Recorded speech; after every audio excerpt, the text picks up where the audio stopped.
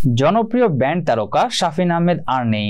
যুক্তরাষ্ট্রের ভার্জিনিয়ার একটি হাসপাতালে বাংলাদেশ সময় বৃহস্পতিবার সকাল 6:50 তিনি মারা যান।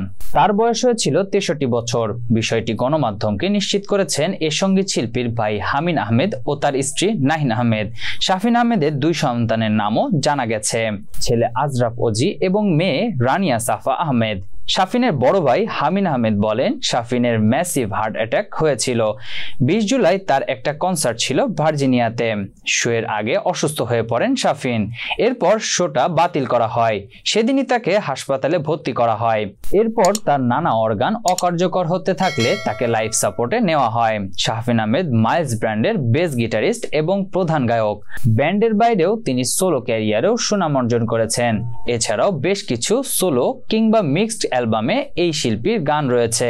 শাফিনের মা সঙ্গীত শিল্পী ফিরোজা বেগম এবং বাবা সুরকার কমল দাশগুপ্ত। তিনি সেই সময় প্রচারিত বিটিভির নিয়মিত মাইলসকে নিয়ে করা অনুষ্ঠানে অংশগ্রহণ করতেন।